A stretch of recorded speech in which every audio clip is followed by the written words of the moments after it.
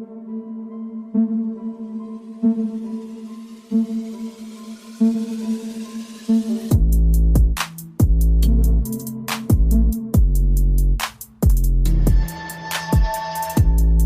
up, everyone? Welcome to the podcast. I'm your host, Isaiah Copon. It's December 6, 2022, and this is Lift and Learn episode 106. In this episode, I'll talk about when your lack of sleep could actually lead to an increase in body weight. Okay, so the lack of sleep itself may not exactly contribute to instant body fat, but you have to look at your habits when it comes to staying up late at night. And in the second topic for today, I'll be talking about a few things you could and should do on your rest days. Some people believe that a rest day means you should do as little as possible to facilitate recovery when that's not actually true. So I'll dive into that one when I get there. Before that though, I'll talk a bit about what I've been up to lately, and that might include fitness related topics, and it might not. If you want to follow me, your host, on Instagram, it's isaiah.copon, and you can also check out my website, isaiahcopon.com. The podcast is on Instagram at Lift and Learn Podcast, on Twitter at Lift and Learn Pod, and also on Facebook. You can just search Lift and Learn Podcast. With that being said, let's get into it. Diet is one of the most important aspects when it comes to improving your health, but it really doesn't take that much effort. It's not about changing your whole diet to involve organic foods, exotic fruits you won't find in your supermarket, or following some diet because so-and-so got some good results. The best way to change your diet in a positive light is to just take foods you're eating now, your current diet, and simply alter those slightly in a way that'll be more beneficial for you. So instead of eating just rice and eggs for breakfast, let's say, that might mean having rice and eggs still, but a strategy there could be to just decrease the amount of rice you have, or you don't even need to do that. You could just keep the portions the same, but just add a vegetable into that meal, maybe some cooked spinach. That's an easy add to a meal like that. If you eat 2 chocolate bars on average per day, try just 1, and maybe substitute 1 candy bar for some kind of fruit. If you normally have drinks with a lot of sugar in them, maybe try to cut down on that frequency and volume you're intaking of that. Maybe have an actual orange instead of an orange juice. You'll notice some positive changes there because you're not just taking in some added sugar drink. And having the real fruit ensures that you're getting in all the nutrients like fiber from apple skin instead of just having apple juice, let's say. There's benefits to eating the whole fruit the way nature intended them to be. I preach all about baby steps, and this is especially true when it comes to changing your diet in order to improve your health. Diet is all about balance. You can look at someone's single meal per day that they might post on their Instagram story and claim that meal to be healthy or not healthy, but honestly, it's just one meal. You have to see someone's whole diet to really see if they're making the right choices. It's easy to make the right choice for a single meal throughout the day, but try making 3 or 4 good meal choices per day for a few weeks and see what that actually does to your body instead of just flexing on the story, you know? Sometimes what you'll see is someone making and eating some amazing looking overnight oats or maybe some low carb meal. Meanwhile, their dinner's loaded with carbs, or there's a crazy upcoming cheat meal that basically negates whatever health outcomes you were trying to achieve. It's all about balance. Don't be scared to add a bit of oil to your foods. Different types of seasoning helps too. It doesn't just have to be plain chicken breast, rice, and broccoli. I mean, if you want to do that, go ahead. But eventually that plain chicken breast or plain ground turkey, you're not going to want to eat that unless you're just super hardcore. And trust me, you're not going to be super hardcore forever. Because you know what? I used to think and act the same way in terms of diet, and I'm just talking about what I've learned over time, and I've also learned from the way clients have taken my own advice.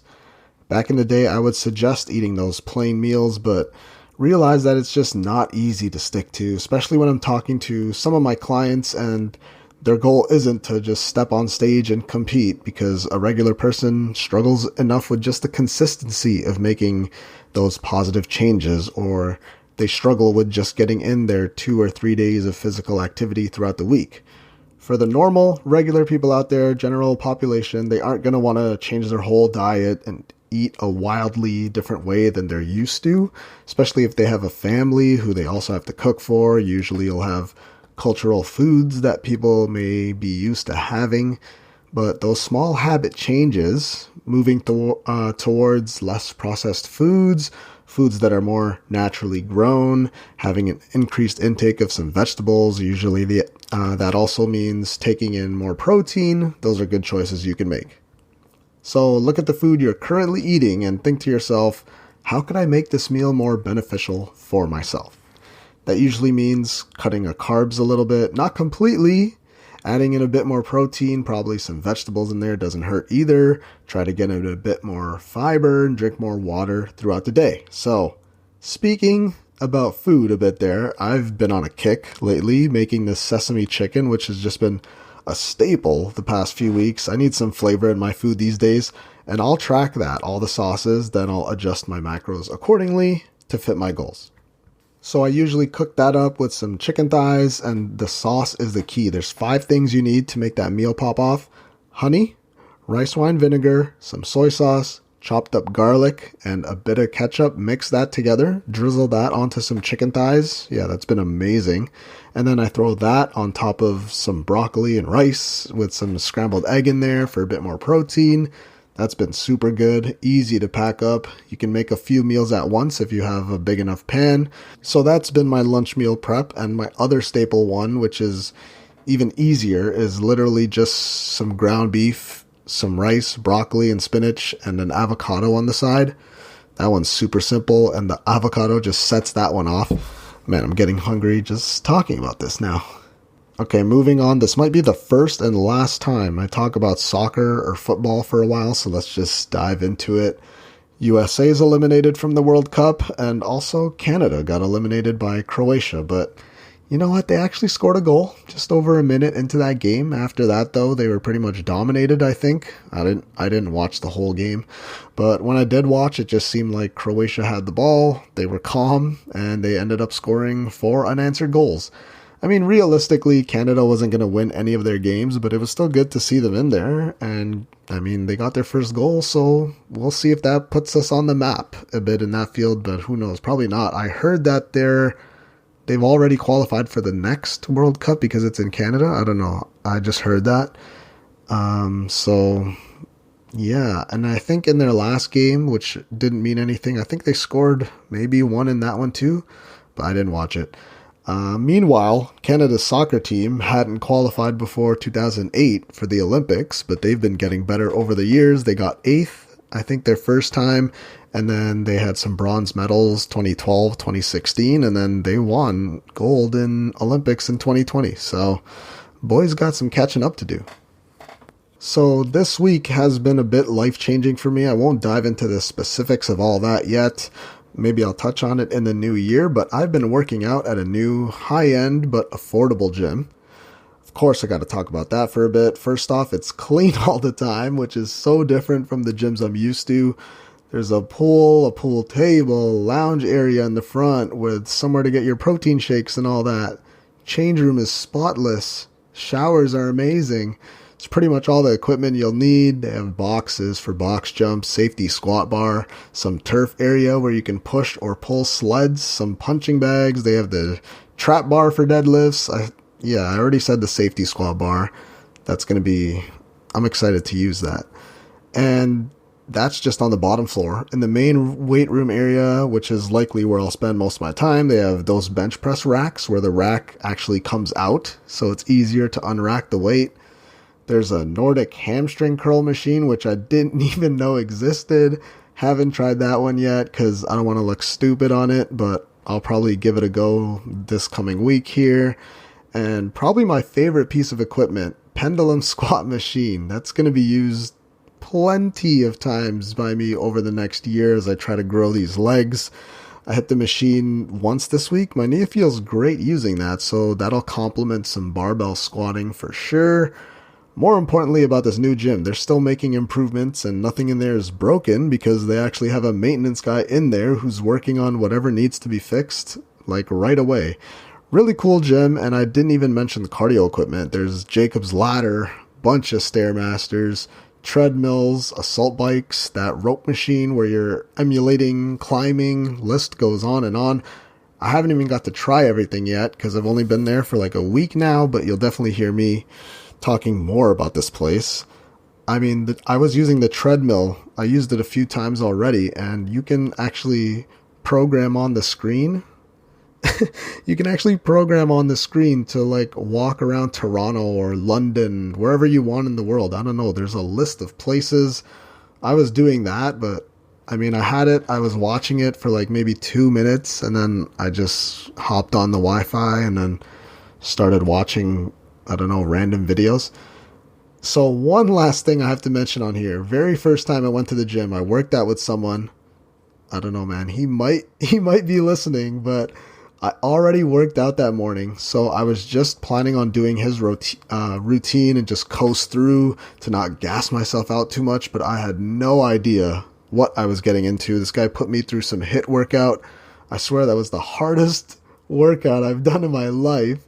So we started doing that rope machine I just talked about. That was already brutal, doing that for 3 sets of 45 seconds. We moved over to kettlebell snatches. I got a chance to catch my breath there. Went downstairs. We pushed and pulled the sled. That was absolutely just taxing. I had to lighten the weights there to get through those 5 or 6 sets. It was insane.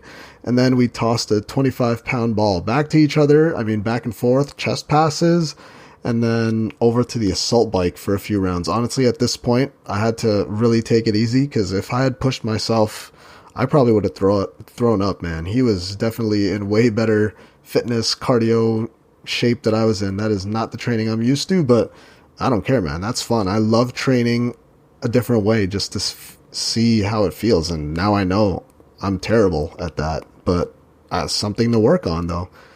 My heart rate was like higher than it's ever been, so I was just super gassed. After that, we did some dead hangs also, which wasn't bad, but I'm telling you, one of the hardest workouts I've ever done. Shout out if he's listening. So I'm probably never going to work out with that guy ever again. No, I'm just joking. But yeah, that was a great time. Even though I felt like dying, it was just fun to just get out of my comfort zone there with training. So yeah, that was, oh my God, I can't even think about it. My head starts to hurt. I'm going to get like PTSD. Question 1. When lack of sleep could lead to an increase in weight. Here's a topic that's a bit debated, I think, these days, because people will argue that sleeping less actually can't lead to weight gain just because of the calories in versus calories out method. Sleeping more or less doesn't directly impact weight gain in that sense. But you know what? I think there are a few different ways where sleep can actually lead to you putting on a bit of weight without you being aware of it. I mean, logically, if you're sleeping less, that means you're awake for longer. If you sleep 9 hours a night, that only leaves 15 out of the possible 24 hours where you're able to eat and consume calories. On the flip side, if you sleep for only 5 hours or something, that leaves 19 hours where you can eat and have food. So that's a 4-hour difference there. Could you eat more within that time frame? Yeah, of course. More intake of calories is going to lead to an increase in some kind of weight gain and possibly more body fat. So a lack of sleep, this could actually lead to an increase in weight without you even knowing it. When you're up late at night and if you get hungry, the choices people tend to make are just, bottom line, they're not as healthy as they should be. It's usually going to be something quick and tasty, something usually highly processed that you can find around the house. I mean, I doubt you're staying up to make a properly balanced meal. It's usually something sugary, a bit higher in carbs than it should be. Not to mention the fact that eating or having meals like that before bed actually disturbs your sleep more than you think. And because you had such a high energy food before bed, those carbs kind of stay inside of you and have more of a chance at turning into body fat because you probably didn't do anything at night but sit around when it's nighttime past midnight. You're probably just lying or sitting around watching TV. So if you don't use that energy, your body will likely store more of it. That's just a fact. An effect that comes with eating at night is that you're messing with the circadian rhythm, your deep sleep. We're evolved to wind down and start to rest and sleep when the sun goes down and to start moving when the sun comes up. So if you're staying up way past when the sun goes down, that's going to have a bit of an effect with how your body acts and reacts to that. And if you're eating late at night, your deep sleep gets affected because your body is still wanting to be digesting that food. So all of those processes are still trying to go on. Meanwhile, some part of your body is trying to get to sleep. There's a conflicting result there. I'm not even going to dive into the way the lack of sleep affects your hormones because I don't actually know. I'm not an expert on all of that, but sleeping less could affect those hunger hormones like ghrelin and leptin. So that could lead to you craving or eating more later on, a possible increase in appetite if you stay up late at night. Again, this is happening without you even knowing it if you're not already aware of this stuff now. This might not happen to everyone, but it's more common than you might think. Continuing on, lack of sleep also has been shown to increase oxidative stress, glucose intolerance, even insulin resistance. So yeah, lack of sleep does make some of the systems in your body go a bit haywire. Lack of sleep could also lead to metabolic dysregulation. Again, some of those systems not functioning properly or optimally for you to maintain a healthy body weight. The studies that are out on this, since most of them are just surveys, but the data still says that sleeping less than 6 hours a night does increase your chance of being overweight and or obese. During the day, the lack of sleep could affect your habits. Maybe that means having a cup or two of too much coffee, which has a bunch of caffeine in it, taking that in the afternoons, like past 2 p.m. or something, that could affect that nighttime sleep in a negative way. It's all of these habits in conjunction with one another that could be leading to possible weight gain or just overall a kind of depressed and a down mood. Again, just not functioning to the highest of your abilities. So in order to fight some of those negative effects that lack of sleep could give you, it's important to try and maintain a consistent schedule, sleeping and waking up around the same time, sleep in a dark room, don't eat before bed, that could throw off your sleep cycle too. Of course, staying off the phone a half hour to an hour before bed is going to be beneficial for you. This is something that I had to deal with growing up. Now, it doesn't affect me much these days because I'm pretty mindful not to eat too late on most nights. There are times where I might go off the rails a bit still, but I'm mindful of it. I try to sleep at a decent amount of time, and if I have anything past 8 p.m., I try to just have fruits or just water, something light, instead of any other type of highly processed snack. But growing up, I used to stay up way past my bedtime and make those bad decisions, eating those sugary snacks, so that was tough to break out of. When I really decided to change my life in a positive way a few years ago, I didn't start working out I didn't get into this career path and this lifestyle change until my early 20s. So I spent a lot of time trying to reverse or erase some of these bad habits that I picked up during childhood. This was a process for me and continues to be, but over time it's gotten a lot better. You just need to hear the information, take it in, slowly make those steps towards better decisions. Is it really worth it to have that yummy snack at night? Probably not. So that's something I have to constantly remind myself of, even still to this day. So I hope that helps with some struggles you might have in that regard. Question 2. What to do on rest days? The main focus of rest days should be to recover to the best of your ability. So on rest days, your day should be tailored to you recovering and resting the best way you can. Sometimes this means lying around and not doing much, but more often than not, light activity is going to be the key to your recovery. Also, I have to mention that you should be on top of your diet and quality of sleep every day, but even more so on the rest days. The main things to focus on when it comes to rest days are, of course, sleep. Listen to your body, hydrate, and eat right. Those are really the most important things to focus on. Something that could negatively impact your recovery is actually just resting or lying around and being as sedentary as possible. Not moving is actually going to hurt your recovery. Some light activity is what actually facilitates or speeds up the recovery process. Trust me when I say it's much better than just lying down all day. Sometimes I get clients who tell me they've been sore for 1 or 2 days after a workout, and sometimes when that happens, that's when you get cancellations. But if you can convince them to actually get to the gym, They'll still be complaining about the soreness when they get there, but once they actually start getting into the exercise, maybe their legs are sore at first. That might mean doing some slow movements like butt kicks, high knees, some bodyweight squats. And after a few reps, when the blood gets in there, they'll actually notice that they feel a bit better actually most of the time, especially if they've spent most of the day trying to do nothing for their legs because it just got so sore from the DOMs due to a past workout.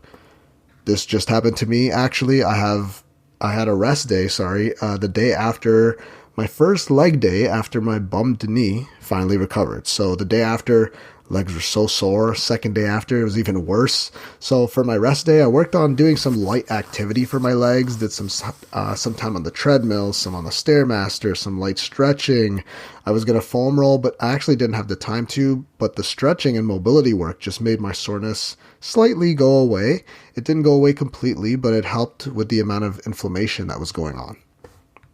Stretching and foam rolling helps, some mobility work, light resistance training, just going through the motions. That's what I have my bands for. Sometimes I'll sit in a deep squat position, especially on these days, trying to get my body used to sitting in there for a bit, gets the muscles warmed up, and I'm not as sore after I do that a few times. Swimming is also great in terms of active recovery. That's really one I have to work on. There's just so many benefits to swimming. Maybe I can get into that now that I have the facility for it. Continuing on with light activity, yoga or Pilates could be something great to include on those days. Something to just get you moving and get the blood flowing around your body, basically. Flushing out that lactic acid buildup that could be going on. Maybe go for a light walk, do something you enjoy. Up here in Canada, that one's tough to do outside now that it started snow. It hasn't really snowed, but it's been pretty cold outside. But during the summer months, that's one activity I really do like to enjoy on my rest days so that I'm not just stuck in the house all day watching The Office over and over again. The amount of rest days you're taking per week, though, that depends on you. It depends on the individual. That's why I said listening to your body is key. If you had a tough day at work, you've been on your feet all day, maybe that's the time where you need to rest instead of going to go crush it at the gym. I suggest at least 2 rest days per week for someone just starting out. Obviously, that varies with how deconditioned this person is. Instead of just, going in there day in, day out, just making yourself more and more exhausted, give yourself that time off. But at the same time, be smart with it and do activities that'll help you recover to the best of your ability. And eat foods that'll help with recovery, increase your intake of water, and sleep a good amount as well. Those are really the main things to focus on when it comes to rest days. It's that simple. No need for some crazy supplement that'll increase your recovery time by 2%. Just do the basics, and that'll get you the best results if you do them consistently. And that concludes episode 106 of the podcast. Thank you for listening. If you really enjoyed the episode or my podcast as a whole, then please leave a review and comment on iTunes or whatever your choice of podcast platform is. Also, if you haven't already, you should hit that subscribe button because I'll be releasing episodes every Friday. If you want to follow me, your host, I'm Isaiah.Copon on Instagram, and you can also check out my website, isaiahcopon.com. If you want to follow the podcast, you can check out @Lift and Learn Podcast on Instagram, and there's also a Facebook page if you just search Lift and Learn Podcast.